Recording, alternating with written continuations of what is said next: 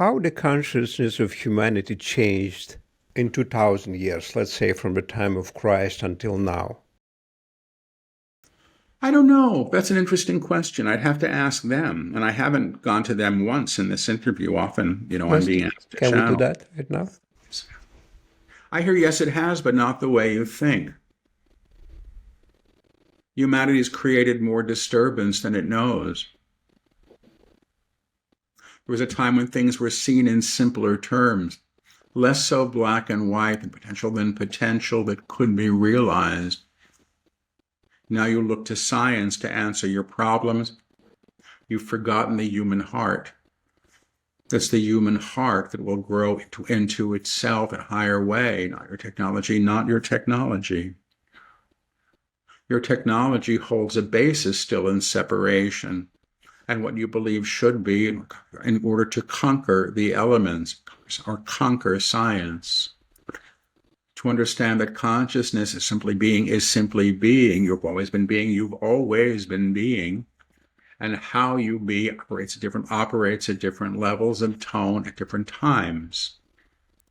If you understand that where you stand now is opportunity for great change, and you perceive these times as opportunity, you have the mandate to grow into the times in a higher way. So they're saying consciousness has been altered, but not in the ways that you think. It's interesting. This is something I'd actually want to go into more because it's an interesting question to me, and I've never been asked that. So they're also saying the evolution of humanity is not what you think. How you've evolved is not the way you think, actually at all. They're saying you've created doorways that you've stepped into and created worlds within these doorways that operate as separate from each other. And in fact, they're not. Everything is one finally, but you've forgotten that or distorted that to meet the individual's needs or this country's needs. And you've forgotten about the consciousness or the beingness that informs all, underlying all things, all beings, all things made manifest in form or beyond form. All one thing. And I said that's source. Call it what you wish. Okay, can we ask the guides another question? Depends on the question. What are the predictions for the future? I think I asked that already, but would like to ask the guides. How you choose is up to you. How you live your lives entirely up to you. How you foster fear, condemn others for not being who you want. How you choose, entirely up to you. And how you choose then creates the climate or the reality that you abide in collectively. Look at the choices that you have individually, and collectively, and we'll see the outcome. And that is our prediction, that you are in choice, whether or not know it or not, like it or not. So humanity will survive. That is the prediction. And perhaps not in the way that it would, or as it would like to, but in a way that is a requirement for the evolution of the species. The species is evolving beyond what's known itself as, beyond what it's known itself as. And the evidence of that is coming experientially for many. The senses are being amplified. The abilities that are present, that have been suppressed, are being claimed again anew and higher than they have prior. Which means you have access to awareness that has been diminished by you through the collective accord that you have known in reality as you have chosen to accept it. Underline chosen to accept it. A limited spectrum of sight and sound and thought. A limited idea of beingness. A limited idea of God based on your own presupposition of what God can or cannot be. When you move beyond these ideas, everything else becomes present and available in ways you can know. Underline can and know, period. That's what they're saying. Okay. One more question for the guys, if you don't mind. What is the spiritual battle we're facing today? They don't talk about that. That's somebody else's stuff, because then you're back into this back black and white stuff. Okay. Now, the guides talk about evil, and they say evil is the intention to do harm. That is it. But everything, they say, operates in a scale of vibration. You can say light to dark if you wish. Yeah. But everything must be known in and of source, because you can't transform the darkness. You can't transform the darkness by fighting it. You bring the light to it, which is a very different process. The guides have said many, many times, you cannot be the light and hold another in darkness. And that's what we do, and that gets us what we get. That's not to say that I agree with what people do, but I don't hear this, at least, as that battle. It becomes too convenient, and finally it becomes more and more and more polarizing, which is part of the problem that we're facing now. Okay, one more question for the guys, if you don't mind. Why are we here?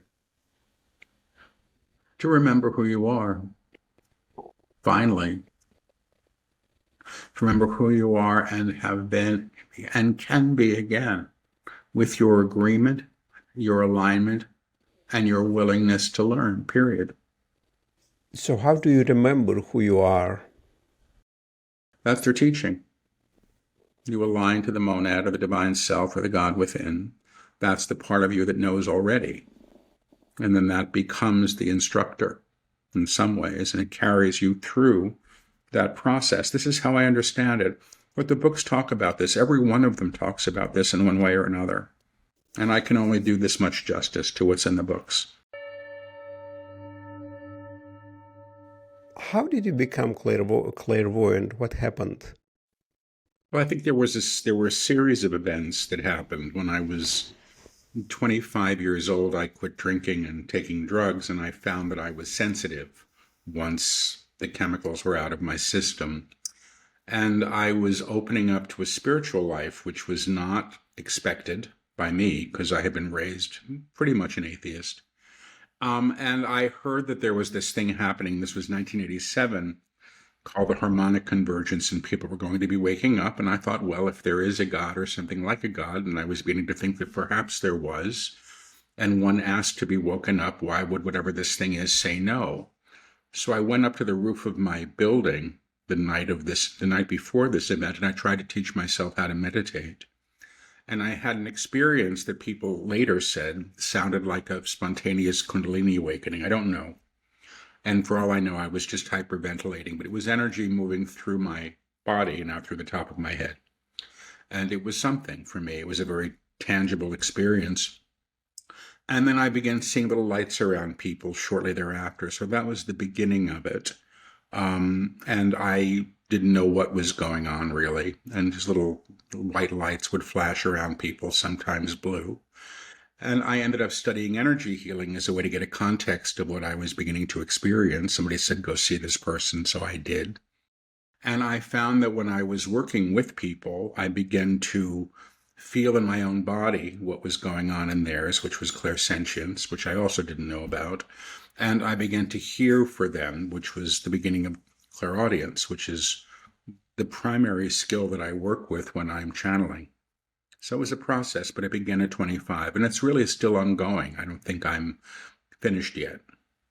What is the shift in consciousness right now? This is what everybody is talking about. Mm-hmm. It seems like we are moving very fast right now in a different... What is happening, sir? Well, I'm not a spiritual teacher, and I don't do predictions normally. My guides are teachers, and they do their thing, and I can usually sort of recount what I recall from their teachings, and how they've spoken about this has been for years now. They started talking about this when I first started opening up, when they would begin to lecture through me, and they said humanity is at a time of reckoning. A reckoning is a facing of oneself and all of one's creations.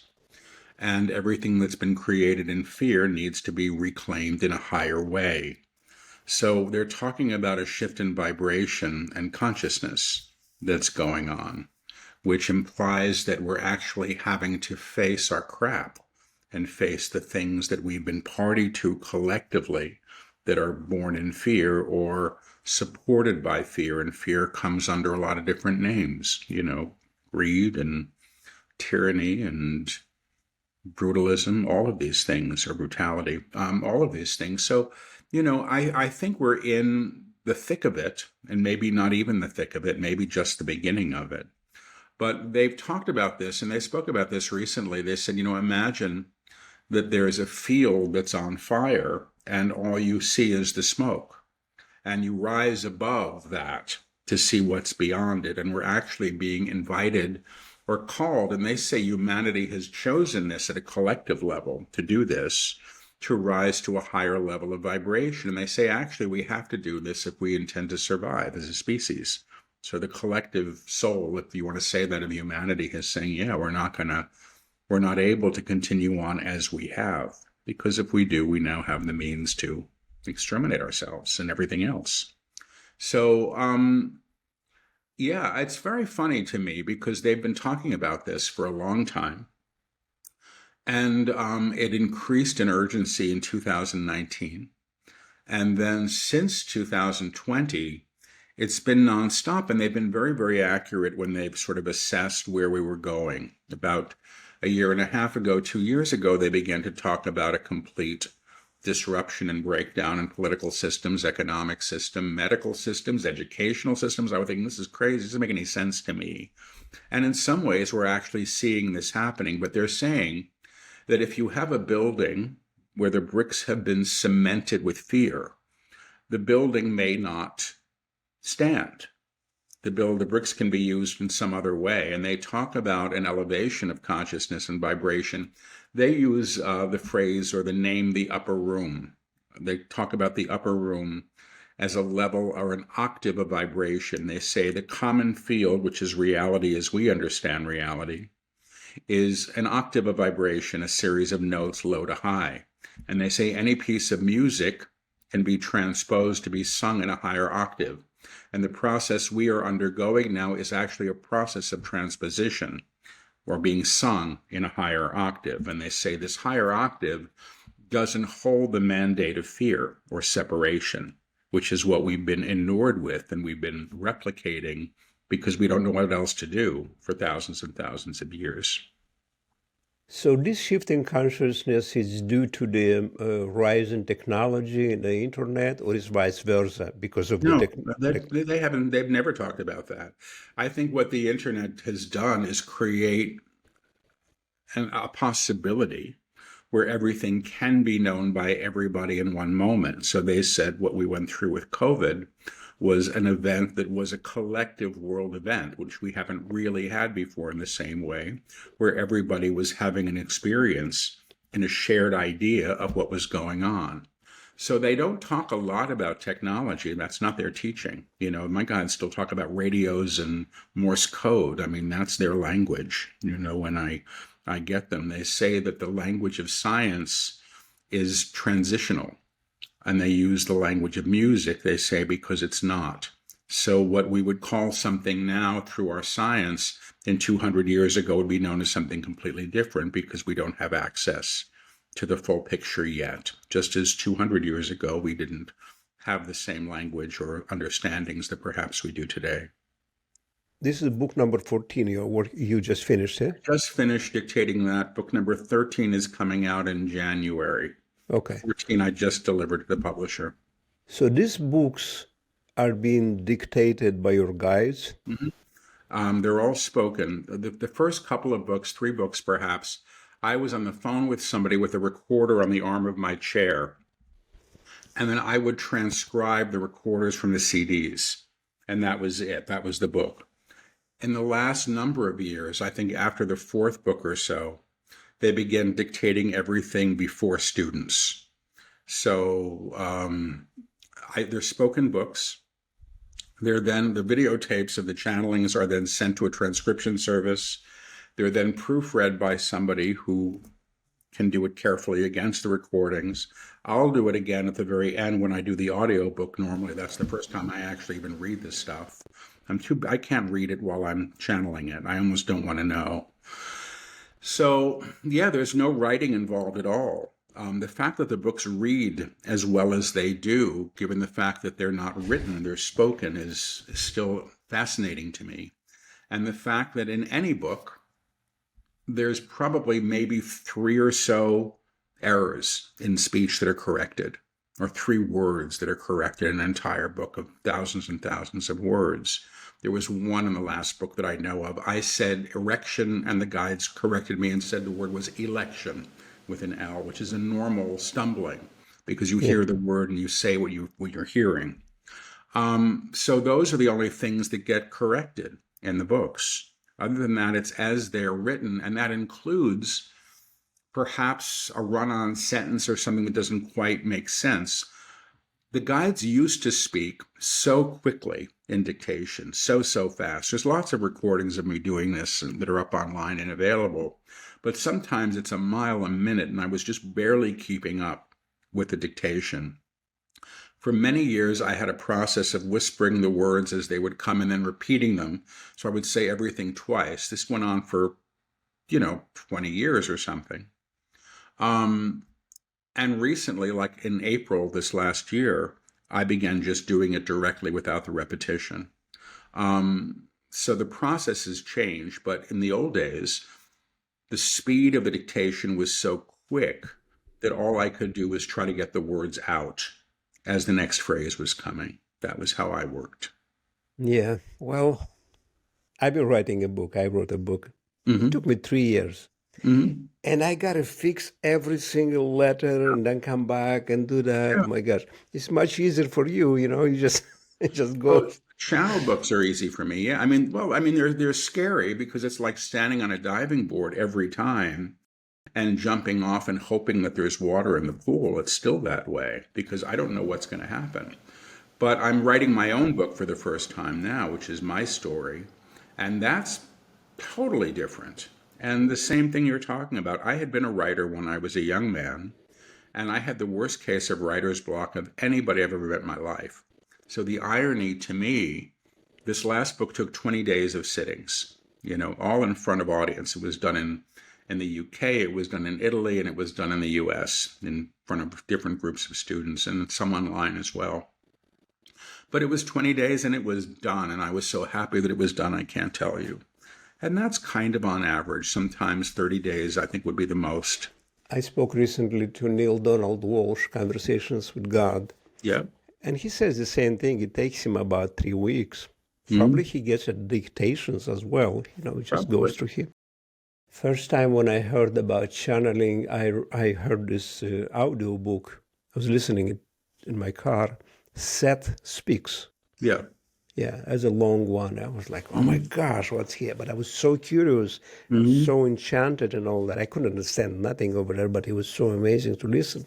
And then I started reading, more understandable books like Neil Donald Walsh, Conversations with God and stuff like Mm-hmm. that. How many guides do you have? It's a collective. At times they've said 9. There were 9. Well, they'd say there are 9 of us here today, and in a couple of different channelings, I've heard that. There are primary guides that I'm very comfortable hearing, and there are slight differentiations in how they speak, slight or accents that come through. But I don't really see them. There's one that I see when I see him, who's very particular looking, and I recognize him, and I consider him the one I have the relationship with. People that listen to my work often can usually differentiate the different guides when they're coming through by, again, slight word changes or intonation. Yeah.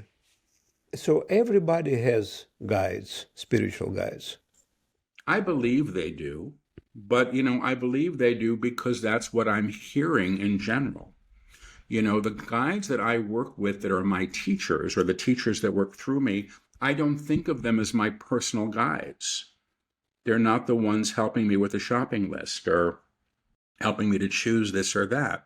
They're coming for a very specific purpose, which is to render all of these books into form, which are for other people, really, more so than for me. These guides, they might have millions of channelers like yourself Mm-hmm. because there is no time and there is no Mm-hmm. space out there on the other side. So they may be transmitting this information to a lot of Mm-hmm. entities. I think truth is truth. I think it comes in different forms. I think they've said In the first book, they said this teaching is present in many cultures under different names. Because, why should they just reach people through me? I'm not that important in the scheme of things at all. I have my name on the covers of these books that I didn't write. I think the information is available to everyone at a higher level. I think that needs to be that way, not just one person. I happen to be a refined conduit at this point, and I've been developed over years. That's all. I spoke to different people. I spoke to near-death experiencers and other spiritual teachers, and some of them said that every person has spiritual guides or angels that stay with them throughout their lives. They're like assigned to them. I believe that. I don't know. It's not. I had an experience when I was about 4 or 5 years old. And I only had 2 psychic experiences as a child, and this was one. I remembered it well enough to tell my mother the next day. But it was of a being hovering over it was a being hovering over my bed that to my mind was an angel, and it was glowing gold. It was very, very tall. And I was talking to it from my bed, looking up at the thing, and then the next thing I knew, I was floating on the ceiling with my back to the ceiling, looking down at my body, having the conversation with this being. And I'm fairly sure that it's the same guide that I'm working with now. I'm fairly sure. But that was a remarkable experience, and I never forgot it. And in a funny way, my childhood was a tough one. And that was actually a useful anchor for me, that there was something more. And the belief that there was something more was always within me, even though I was raised without any kind of organized religion at all. Now, my father was a Holocaust survivor. My mother had been raped by her minister. Between the two of them, there was no God in that family. They were both totally, totally heartbroken from their worlds and the relationships they'd had with clergy, or, the betrayal of humanity. So I just was a New York kid. We didn't believe in these things. It wasn't there. It wasn't part of what I was allowed as a child. And maybe that hunger was there. But that experience as a child, I never forgot it for a minute. It was always there for me. Do you pray? I do, yeah. I talk to Source, God, whatever you want to call it. I talk to the guides sometimes, but I don't think the guides are there to answer my prayers. If they're not Santa Claus.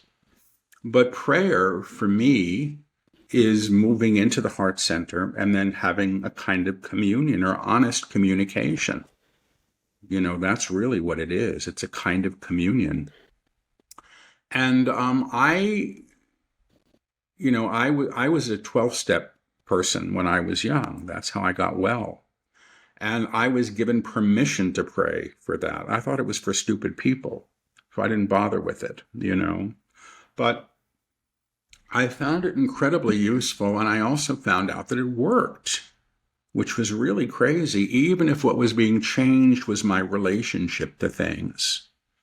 I'm living a life that I would not have chosen because I wouldn't have known that I could have it. I am not saying that I'm the most spiritual guy walking around. I struggle with the teachings that the guides bring through often, and I question them often, and they're there to be questioned. And I don't mind that, and they don't seem to mind it either. But I'm grateful for what I have been given evidentially from this experience, because when the guides I'm with are working, the energy is present. It's something that, in the old days, people used to pass out in the workshops because the energy was so intense. That stopped, thank God, because I just don't want any drama in my classes. It's not needed. But it's potent stuff. Do you have any fear of death?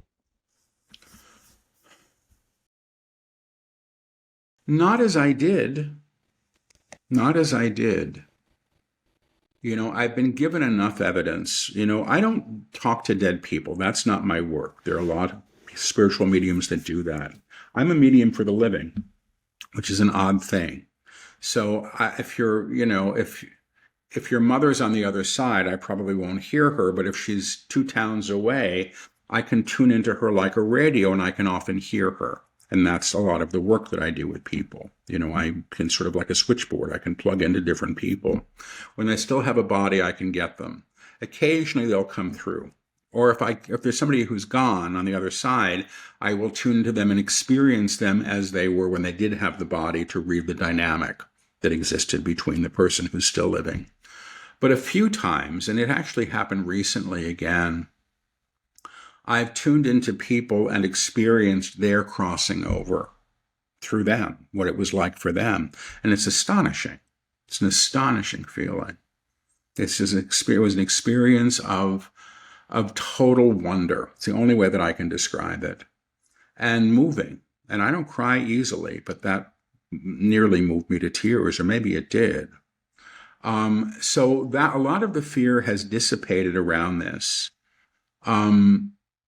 I accept the inevitability of death, but I actually also don't think that this is it. I think consciousness continues in other ways. Well, of course, if you are hearing from your guides all the time and they wrote so many books through you, do you know there is something else out there? I know that there's something else, but that doesn't mean that I don't have my stuff still. I would be lying if I said I didn't have any worries or problems in the world because of this. I'm quite human. Okay, Paul, do we have a mission on life, or life doesn't have a meaning, we give it a meaning ourselves? My feeling is that both are true. I think both things are probably true. If you've decided that your meaning is to be successful in an outwardly visible way, and you meet that, I suppose you think that you've had a successful life. If your belief is that you're here to realize yourself in a higher state of awareness, that creates its own path. I do think that we're all here to learn, and I think how that learning comes is through the things that we agree to and choose in life. So I don't think that anything's wasted, nor is it for me to say that one path is higher than the next. Maybe the guy who's just trying to make a fortune is learning exactly what he came to do. My guides have said, you're the one that decide that the beggar is less than the king. They're both learning lessons about abundance in just very different ways. The lessons are valuable, but they're coming in different fashion than you might think. So we, in some ways, predicate our importance, what is important to us, and that gives things meaning based on what we've been conditioned to believe or what we want to believe. So I think both things are true. Okay, Paul, what is the concept of free will? I believe we have it. I believe that what we do with it is really determines the lives that we live. I think that we come in with things that we need to learn and will learn, which are the opportunities that we come in with the soul agreement to explore. How we choose these things in some ways will be predicating, I think, our lives. So I think we have free will, and that's choice, but I also understand what my guides teach is that there's a process that they instruct us in, which they talk about the braiding of the will, or the aligning of the personal will with the higher will. Now, the higher will is not operating in fear. The higher will isn't operating in a belief in separation. The higher will knows other things.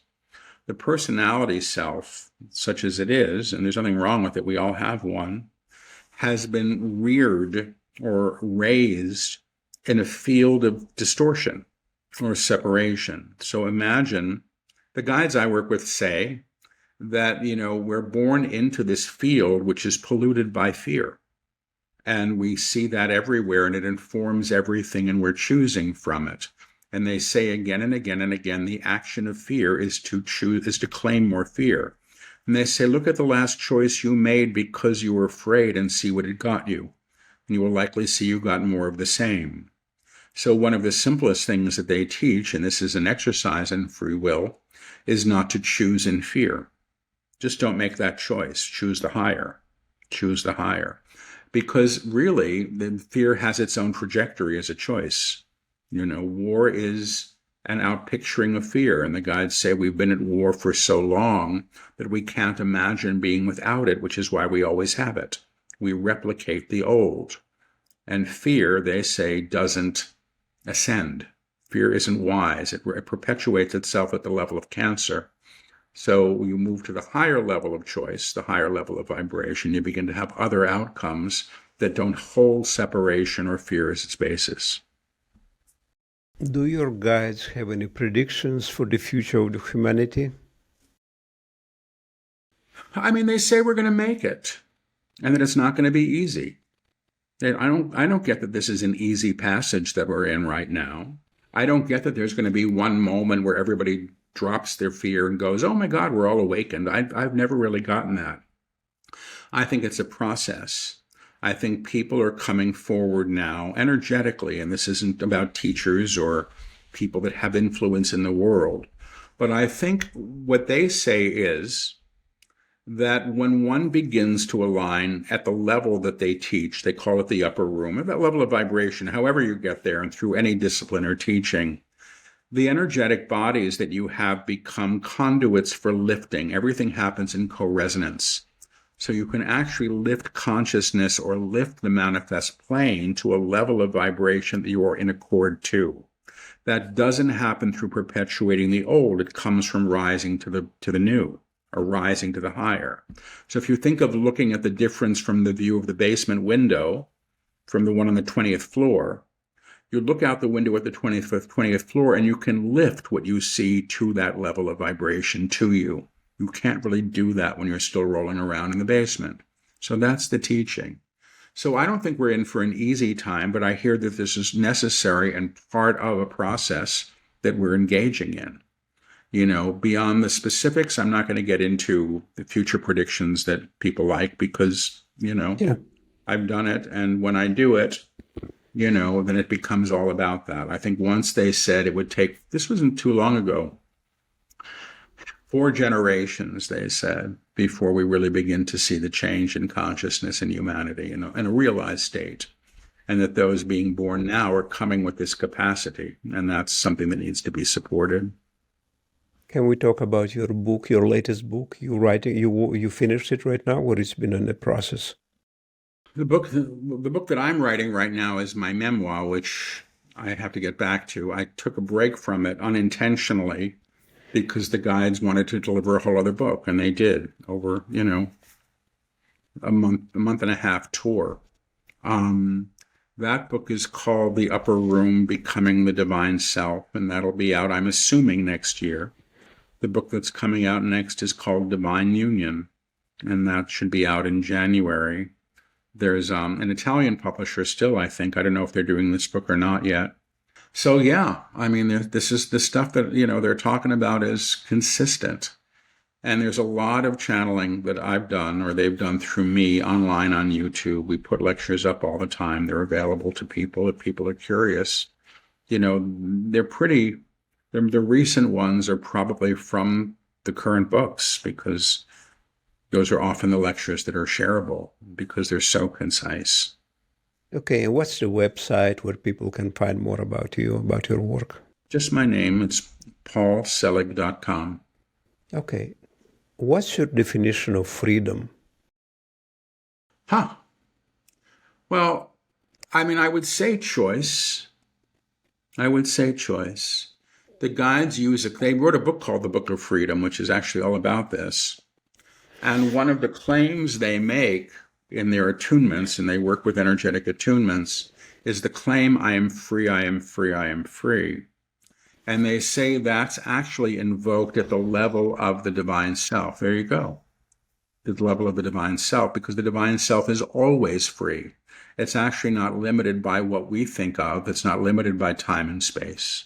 It's not limited by the beliefs that we've inherited. So you begin to access that part of you that is always free. And that's what allows you to, they say, break open past the false ceiling of separation that we've been operating under and perpetuating, because we keep saying it's there. So when they teach the upper room, they're teaching what exists beyond that ceiling. That's all. Do your guides have any last message for my viewers? They're saying listen to the divine self that is already present within you. You don't have to look outside.